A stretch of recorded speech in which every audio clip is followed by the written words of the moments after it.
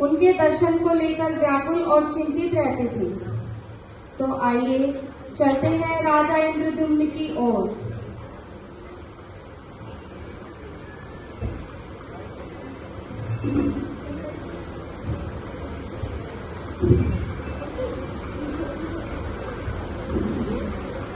इस समय राज्य में राजसभा चल रही है।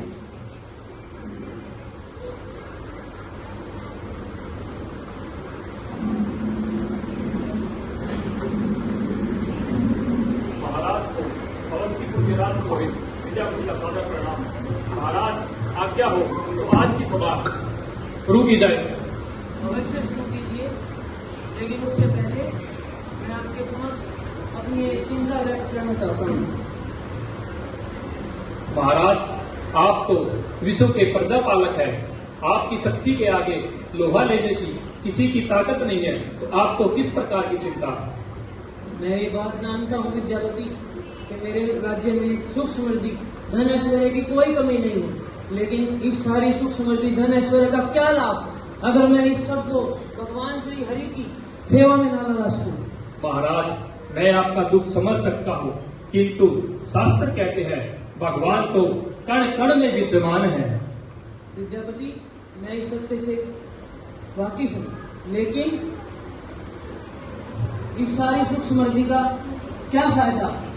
मैं भगवान श्री हरि की सेवा अपने हाथों से करना चाहता हूँ, अपने चक्षुओं से उनके दर्शन करना चाहता हूँ। न जाने मेरी ये इच्छा कब पूर्ण होगी।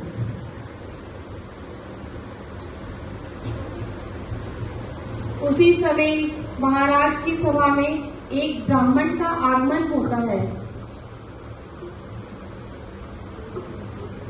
प्रणाम ऋषिवर, इंद्रद्युम्न का सादर प्रणाम स्वीकार कीजिए।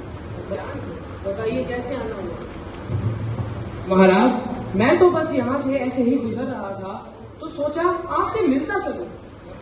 कश्यप कुशल मंगल तो है ना?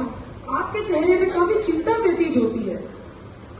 ऋषिवर वैसे तो मेरे राज्य में किसी प्रकार की कोई कमी नहीं, कोई कमी नहीं।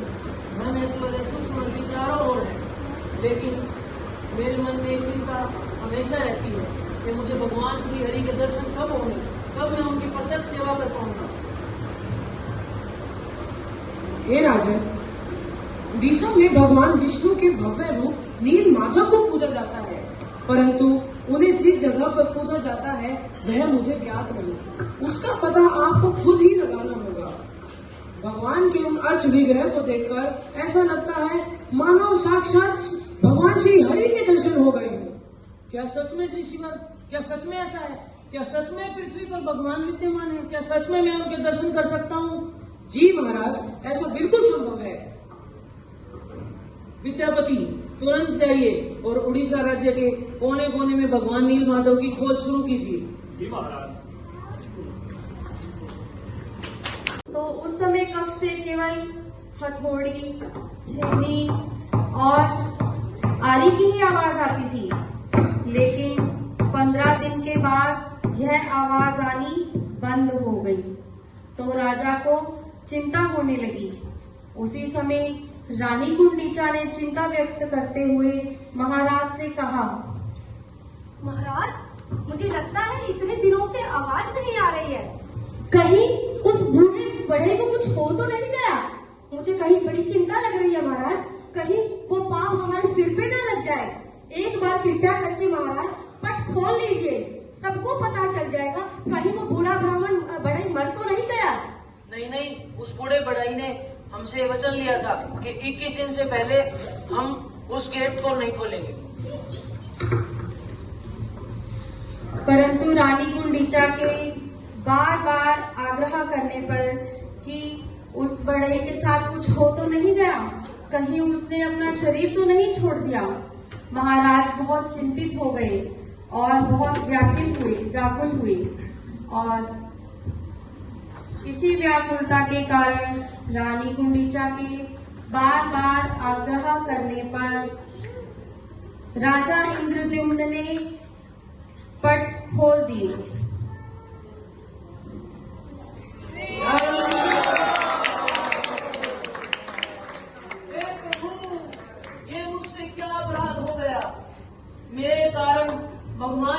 निर्माण का कार्य अधूरा रह गया। भगवान मुझे इस अपराध के लिए कभी क्षमा नहीं करेंगे, कभी क्षमा नहीं करेंगे। उसी समय भगवान श्री हरि ने फिर से उन्हें एक भविष्यवाणी की। ने कहा, हे राजन, मेरे ये व्याग्रह अपूर्ण नहीं है, तुम निराश मत हो, यही मेरा पूर्ण रूप है। मेरी द्वारिका लीला में मैंने इसी रूप को ग्रहण किया था और सभी भक्तों की इच्छा से मैं जगन्नाथपुरी में अपने भाई बलदेव और अपनी बहन सुभद्रा के साथ निवास करूंगा। तुम मेरे मंदिर का निर्माण करो और उस मंदिर में सबसे पहली पूजा ब्रह्मा जी के द्वारा की जाएगी। ये बात सुनकर राजा इंद्रजिम्न खड़े हुए और प्रसन्नता से नृत्य करने लगे। जय जगन्नाथ।